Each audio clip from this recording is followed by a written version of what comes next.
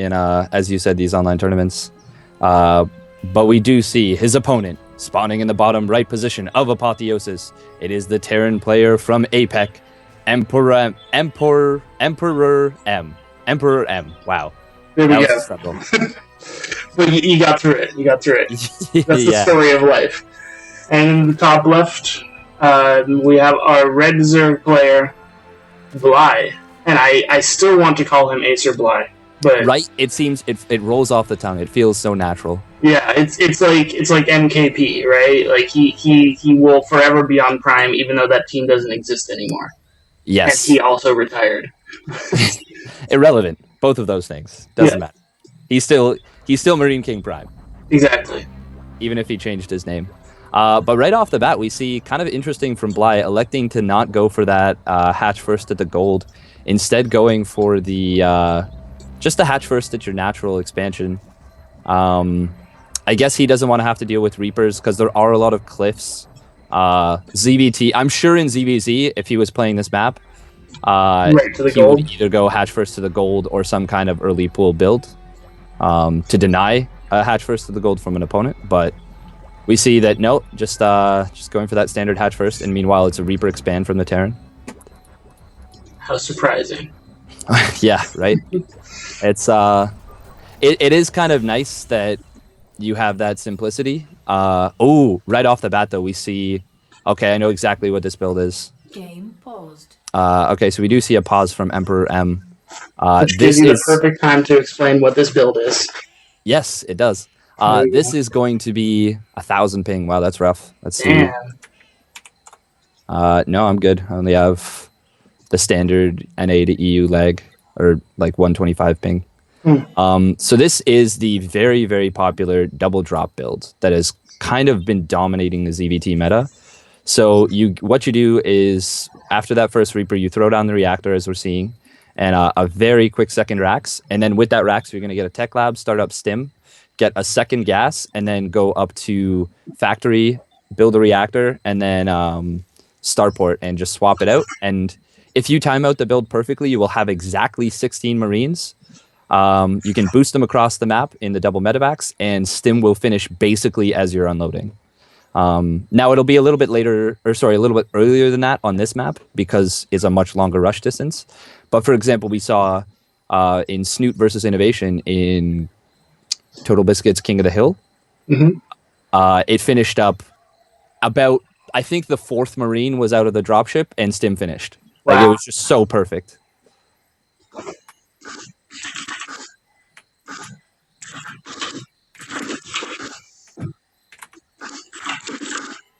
I love the asking of casters, are you ready? It's like, well, you know what? Doesn't really matter. Anyway, so strange lags. Yeah, it's being hosted on Central Europe, so that should be good. Yeah, well, isn't there only one? I think there's just one for Europe, right? Oh, is there? I think so. I think this is only an issue for Asia and Americas.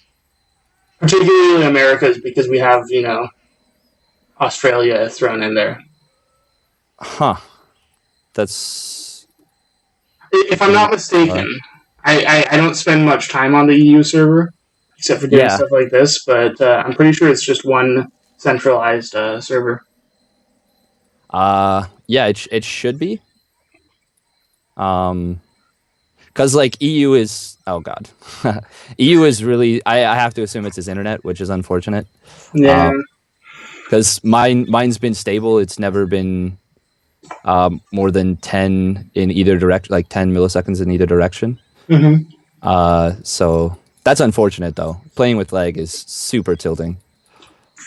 Yeah, it's just frustrating all around, because like you can always tell like this isn't as good as I can be doing, and like you have this very concrete like example of it, but you can't just like delay forever, right? And like if you say you're in a ladder game, it's not like you can just like rely on them keeping that pause. I mean, it's different here because we're partially holding Bly accountable. Not that he would necessarily be a dick on the ladder, but because we have the broadcast going. Yeah, you can't really you can't unpause on someone Yeah, during this kind of match. 5-second delay. Wow, that is that is quite. unfortunate. Yeah, it's quite a bad lag. I wonder where this guy's from. You know, I looked this up earlier because I was doing my daily hour long nationality check of people I don't recognize, Yeah. and I can't remember. Oh, looks like we might be getting an answer shortly. Anyways. Oh, there we go. Let's turn off our faces because this is much more exciting. Where are you from? And he's gone. And I think it's oddly appropriate. Like I don't know if you have this right now on like through your in-game audio, but in mine it's like the Terran music, and there are just crickets going at the moment. Oh, that's amazing. Uh, no, I don't get that, but I think I might have my music off, to be honest. No, okay, that would do it. So yeah, it will be that build most likely. Denmark. Interesting.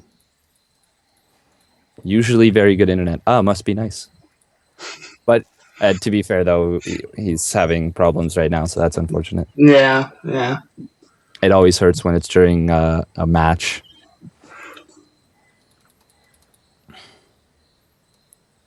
yeah. So what do we do here? I guess you just play it, right? Because we can't regame for a different server, right? No, it's the same. Yeah, same server. And like Denmark is extremely close to Central Europe, so Yeah. Game resumed. Well, we're back. hopefully that doesn't play too much of a factor. We do see Bly going for Sixling, so he is going to kind of respect this map. You can see the Overlord floating down from his main base.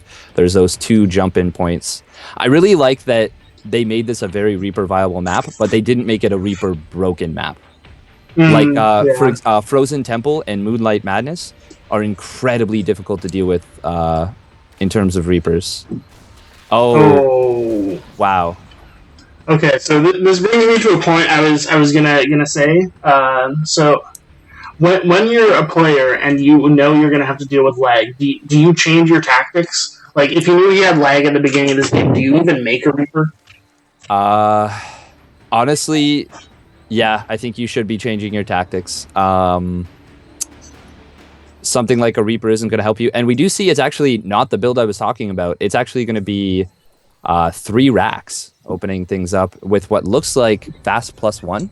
This is a very, very weird build on a map like this. Oh, wow, and the Marines are going to get surrounded.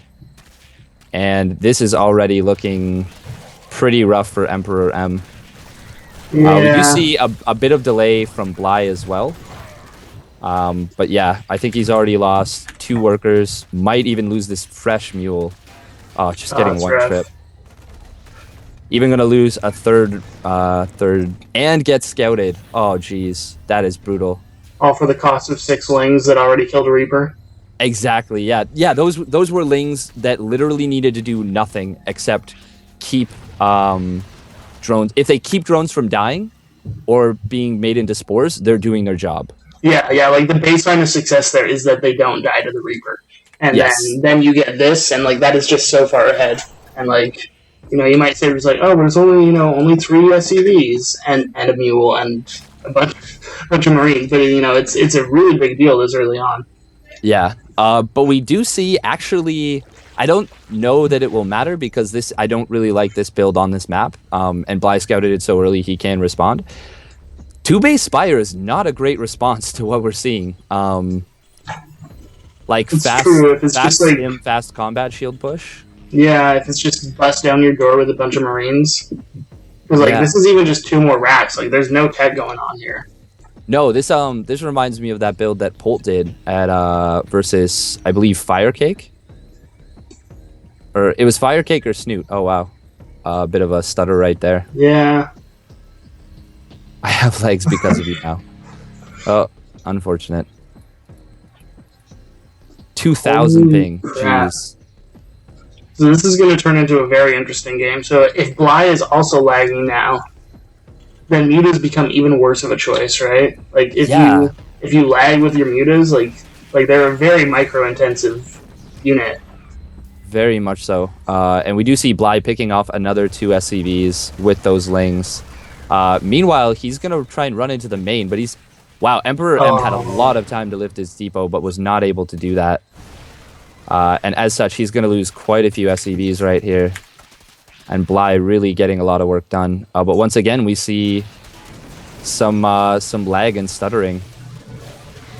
Jeez, this is really unfortunate. Yeah, 11 worker deficit. Muta's now coming across the map, which means that this attack isn't really going to be able to move out. It's got to stay defensive. Yeah, he does have an engineering bay, and +1's about to finish, but like you said, it's still... Honestly, this feels like it's already over, even if not in terms of supply. Just the mental game is already over, and so many SCVs are going to go down right now. Oh, the Glaive Worm bounce is doing absolute madness work, and we have 20 SCVs being dead so far. Plus, he's even picking off Marauders right now, which is the only thing that's going to soak against those Banelings if this does even push across the map. And now the leg is gone. Jeez. Well, you know what? It's a best of 3, so it's better late than never, right? So that's something. Yeah, for sure. And it looks like the Terran may just... Yeah, he's pulling the boys. And he's just going to commit. And actually, wow, there's nothing now to defend this missile turret, and it will go down. And this will put him to 0 mining. There are SCVs popping out, and they're going to be killed. Yeah. And then he'll basically just have mules. And now Bly just needs to hold, right? Like, making 4 spines, a buttload of Banelings. Yeah, he's got 29 Marines. How many SCVs with this push? 21 SCVs and 3 Marauders. And a lot of those are already damaged. So this is the most one punch of one punch all-ins you can possibly do. And yeah, it's just going to get absolutely overrun. Bly going to be easily taking down this first game.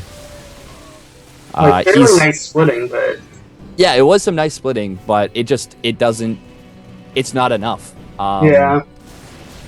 He had to almost go into that fight and lose 0 units to be able to take down the spines and overrun the game from that point. Because even then, there's going to be mutas coming back across the map at some point. Yep, reinforcing units that pop out of the hatcheries, all that stuff. Yeah. So that was a very, very one-sided game. In case you couldn't tell at home. Yeah.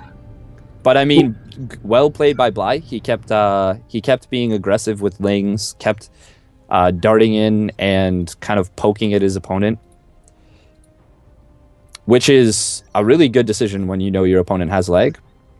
Because even just playing the game without being harassed is going to be that much more difficult. So just giving them a little bit more to deal with can have exponentially higher output. Yeah.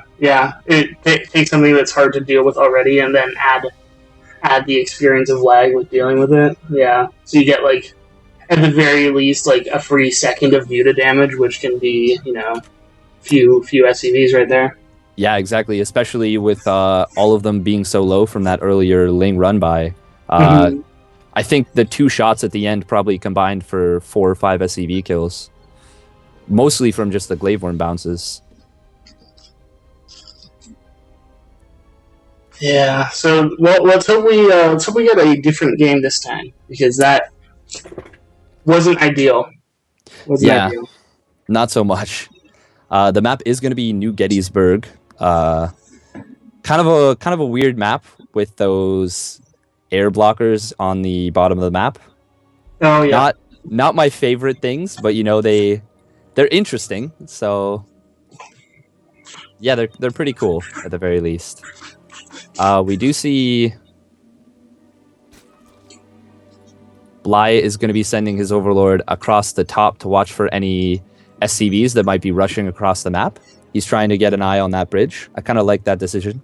Doesn't really cost you anything in terms of scouting time. And it's basically like a free bit of insurance against any kind of proxy. Yeah, that's true. Because if you're going to proxy, you're using that bridge, right? Like, unless you go all the way around, Yeah, which significantly hurts the strength of the proxy in general. It really does. So it's like a win-win there. Exactly. So, good decision from Bly. I'm sure that he's one of those players who figures these kind of things out.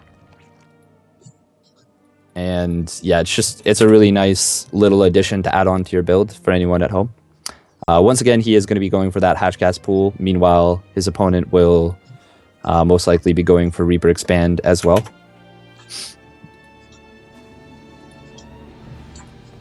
Yeah, probably going to be the case.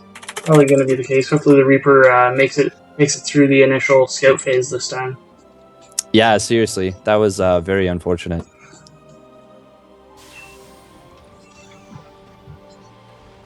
There is that Reaper. Oh, and look, here we got an expand. Okay, so that will be the thing. Truly groundbreaking play here, Tasteless. Yep. We do see that Bly is, as I said, going for that Hatchcast pool. Note the positioning behind the mineral line. So if the Reaper comes in to the left, it'll have to dart back in through this little crack in the middle, and then the drones can potentially surround it. Mm-hmm. So for me personally, I've actually blocked that little hole off, but I might leave it open now. Just could make a difference. And we do see another second Rax build as well as that reactor, but this time it is going to be that double drop build because we do see the factory going down, and Bly is going to see it immediately. And honestly, scouting it this early, for one, it just feels so good to know exactly what's going on. Nice control with the Reaper not getting it surrounded. Bly also keeping his lings back, which is good. Yep, doing the little Reaper dance that we all know and love. Oh, almost got the surround there, though.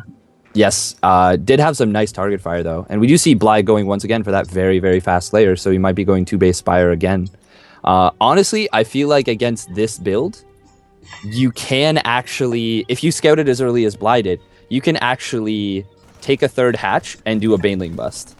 As crazy as it sounds, like a pretty high economy Baneling bust. Because your opponent is not going to have any tanks, they're not going to have any Widow Mines, they're going to be relying purely on Marines. So if you scout it this early, and you can deny your opponent's scout, you're going to be in a really good position to get some work done. Especially on a map like this, where the natural ramp that you need to wall in is so much bigger. And your money is so precisely spent.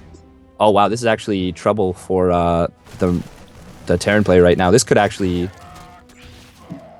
completely shut down the build because he's going to lose a lot of SCVs at the natural right now. Oh, not even going for them, going right in. Eco. Oh wow. Now with the SCVs fighting, this should be cleaned up.